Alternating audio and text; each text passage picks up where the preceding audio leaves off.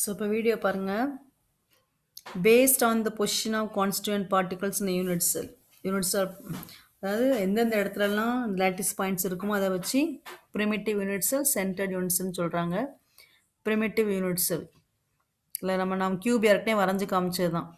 எத்தனை கார்னர்ஸ் உண்டு கியூபுக்கு? 8 கார்னர்ஸ். 8 கார்னர்ஸில் மட்டும் இருந்துச்சுன்னா அது எதில் வந்துடும்? ப்ரிமிட்டிவ் யூனிட் செல். பாருங்கள், when constant particles are present only on the corner positions of a unit cell. அடுத்து சென்டர்ட். சென்டர்டுக்கு நான் ப்ரிமிட்டிவ் இன்னொரு பேர் தான் centred. when constant particles are present not only at the corner but also at the other same positions in the crystal, then the cell is known as centered or non-primitive. So 8 கார்னர்ஸில் இருக்கிறத விட அடிஷ்னலாக வேறு இதில் இருக்கும். இப்போ அதுக்கான structure பாருங்கள். இதை எப்படிலாம் கிளாஸிஃபை பண்ணுறாங்க அப்படின்னா, body centre, face centre, end centre. Edge centre தான் எண்ட் சென்டர் கொடுத்துருக்காங்க. இப்போ நம்ம எண்ட் சென்டர் பார்க்கல, உங்களுக்கு 2 தான் கொடுத்துருக்காங்க. பாடி சென்டர், அதாவது பாடி சென்டர் ஆஃப் த பாடியில் ஒரு பால்ஸ் இருக்கா, அந்த வீடியோ பாருங்கள் தெரியும். அடுத்தது 8 கார்னர்ஸில், 8 கார்னர்ஸ்லையும் இருக்கும் அந்த ஆட்டம்ஸ். அதே மாதிரி எங்கே இருக்கலாம்? பாடியோட சென்டர்லையும் இருக்குது. அப்படி இருந்தால் அது என்னது? பாடி சென்டர். இது எந்த டைப்பை சேர்ந்தது? நான் ப்ரிமிட்டிவ். என்ன டைப்பை சேர்ந்தது வரும்? நான் ப்ரிமிட்டிவ். அடுத்து பார்க்க போகிறது ஃபேஸ் சென்டர்.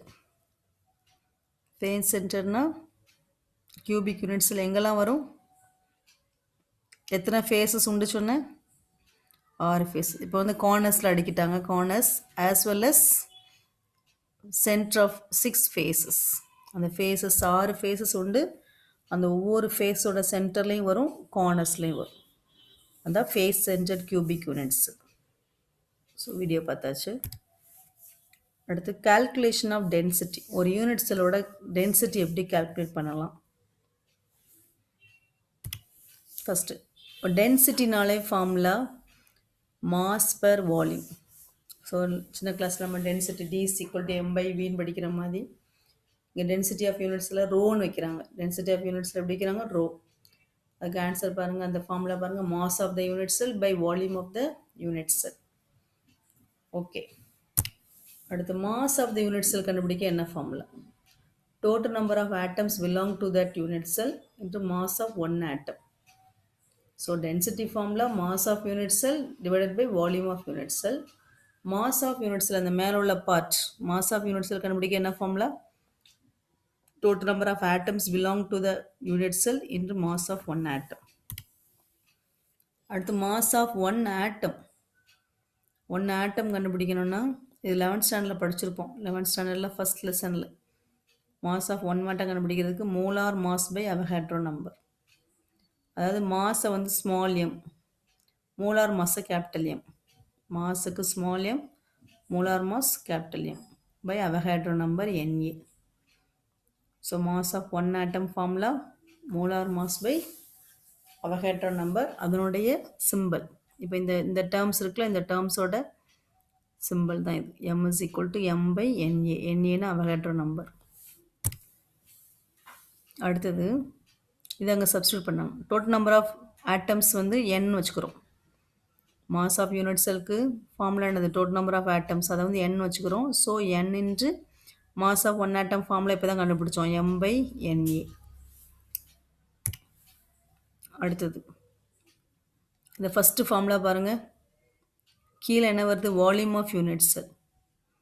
இப்போ யூனிட் செல் வந்து க்யூபாக இருந்துச்சுன்னா வால்யூம் வந்து A³ அதான் கொடுத்துருக்கு.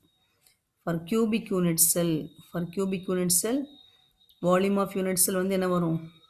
A × A × A A³. மேத்ஸில் ஒரு க்யூபாக இருந்தால் அதுக்கான வால்யூம் ஃபார்முலா என்னது? A³. ஸோ அதனால் A³ கண்டுபிடிச்சாச்சு. ஸோ 2 பார்ட்டும் கண்டுபிடிச்சாச்சு. Mass of the unit cell கண்டுபிடிச்சாச்சு, divided by volume of unit cell. இப்போ சப்ஸ்டியூட் பண்ண போகிறாங்க. சப்ஸ்டியூட் பண்ணால் பாருங்கள், last rho is equal density of the unit cell rho is equal to Nm/A³ Na. இது அழகாக ஒரு நோட் எடுத்து வச்சுக்கோங்க. நான் ஃபஸ்ட்டே சொன்னேன், இந்த கால்குலேஷன் நடத்தும்போது நோட்டு கையில் இருந்தால் நல்லாயிருக்கும். நோட் எடுத்து வச்சுட்டு அதில் 1 by 1 எழுதிட்டு வந்தீங்கன்னா ஒரு முக்கியமான 3 mark question. So density of unit cell கண்டுபிடிக்க என்ன formula? Mass of the unit cell by volume of unit cell. Mass of unit cell மேலே உள்ள part mass of unit cell கண்டுபிடிக்க ஒரு ஃபார்முலா இருக்குது. Total number of atoms belong to unit cell, அதை என்னன்னு வச்சுக்கணும். Total number of atoms n into mass of one atom. Mass of one ஆட்டம்க்கு formula என்னது? Molar mass by Avogadro number. Molar mass எப்படி வைக்க போகிறோம்? Capital M. Avogadro number Na. So m small m is equal to m by Na. அடுத்தது mass of unit cell formula total number எப்படி வைக்க சொன்னேன்? n வைக்க சொன்னேன். So n into m by Na. அடுத்தது கியூபிக் யூனிட் செல்லாக இருந்தால் கீழே உள்ள பார்ட் கண்டுபிடிக்கணும். Volume of unit cell. இப்போ சப்போஸ் கியூபிக் யூனிட் செல்லாக இருந்துச்சுன்னா அந்த வால்யூம் எவ்வளவு? A cube. ஸோ இதெல்லாம் சப்ஸ்டியூட் பண்ணால் answer density of the cubic unit cell rho is equal to n m by a cube Na. 3 mark question. அடுத்து நம்ம calculation of packing fraction for simple cube. அதாவது cubic unit cell 3 types பார்த்தோம். simple cube, body centered, face centered. first பார்க்க போகிறது packing fraction of simple cube. அதுக்கு first volume of cube இப்போ தான் பார்த்தோம் just now. volume of cube என்ன ஃபார்முலா? A cube. இப்போ சிம்பிள் கியூபுக்கு ஆர் வேல்யூ கண்டுபிடிக்க போகிறோம். சிம்பிள் கியூபோட radius A is equal to 2r. அதுலேருந்து ஆர் இஸ் ஈக்குவல் டு என்ன வரும்? அப்போ a/2 வரும். ஆர் இஸ் ஈக்குவல் டு என்ன வரும்? a/2. இதிலிருந்து ஏ இஸ் ஈக்குவல் டு 2rனா ஆர் இஸ் ஈக்குவல் டு என்ன வரும்? a/2. இது பேக்கிங் ஃப்ராக்ஷனோட ஃபார்முலா. Packing fraction or efficiency total volume occupied by spheres in a unit cell divided by volume of unit cell. Total volume occupied by spheres in a unit cell divided by volume of the unit cell into 100. பாருங்க packing fraction or packing efficiency. Total volume occupied by spheres in a unit cell divided by volume of the unit cell into 100. இப்போ first பார்க்க போகிறது total volume occupied by sphere. Total volume occupied by sphere.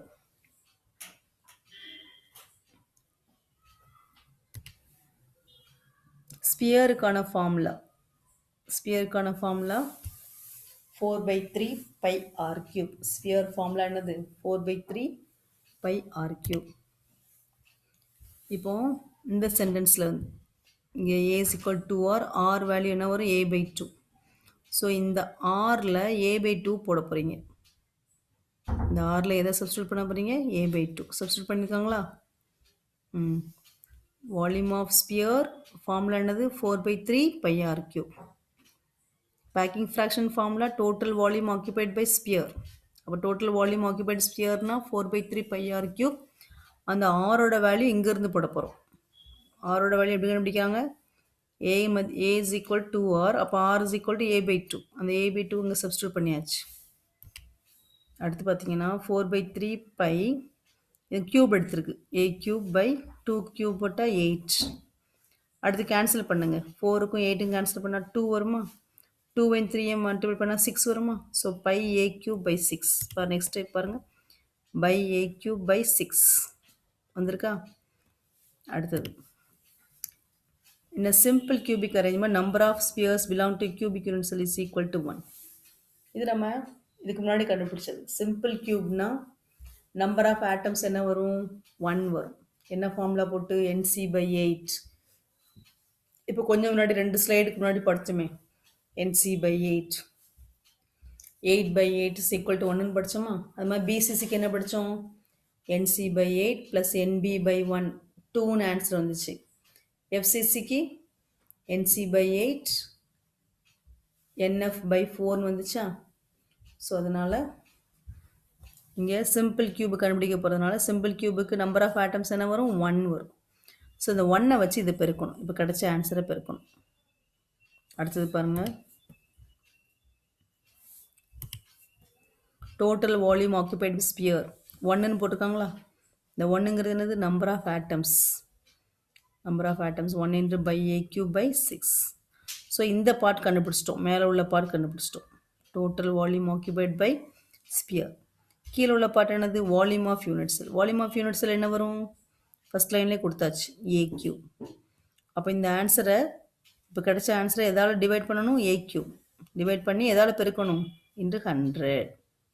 இதான் packing ஃப்ராக்ஷனோட formula. Total volume occupied by sphere, volume of unit cell into 100. So total volume கண்டுபிடிச்சாச்சு. இது எதால் divide பண்ணணும்? Volume of unit cell. Volume of unit cell formula என்னது? A cube. பாருங்க, by a cube by 6 by a cube போட்டுக்கோங்களா? Volume of unit cell 6 a cube into 100. இதை cancel பண்ணி விட்டோம்னா 100 பை 6 வரும். என்ன வரும்? 100 பை 6. இதெல்லாம் ஆன்சர் போட்டு வந்தோம்னா 52.31%. அடுத்தது இது பேக்கிங் ஃப்ராக்ஷன். அடுத்து இதில் என்ன கண்டுபிடிக்கலாம்னா வேக்கன்ட் ஸ்பேஸ். வேக்கன்ட் ஸ்பேஸ் கண்டுபிடிக்கணும்னா இப்போ கிடச்ச இந்த பர்சன்டேஜை 100லேருந்து மைனஸ் பண்ணணும். 100லேருந்து மைனஸ் பண்ணால் என்ன வரும்? 47.69%. இதான் என்னது? Vacant space.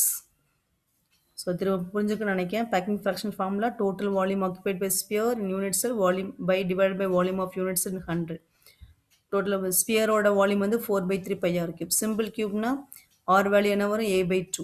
இதை சப்ஸ்டியூட் பண்ணியிருக்காங்க. பை a கியூப் பை 6 கிடச்சிருக்கு. அது எதால் மல்டிப்ளை பண்ணியிருக்காங்க? 1. எதனால? நம்ம எடுத்துக்கிறது சிம்பிள் கியூப். சிம்பிள் கியூபுக்கு number of atoms per unit cell 1. அதான் மல்டிப்ளை பண்ணியிருக்காங்க. திரும்ப டிவைடட் பை எதோட? Volume of unit cell. Volume of unit cell என்னது? a cube. a கியூபால் டிவைட் பண்ணால் கிடைக்கிற ஆன்சர் வந்து 100 பை 6. இதுக்கெல்லாம் ஆன்சர் சப்ஸ்டியூட் பண்ணால் 52.31%. இது பேக்கிங் ஃப்ராக்ஷன். வேக்கன்ட் ஸ்பேஸ்னால் 100லேருந்து மைனஸ் பண்ணுறது.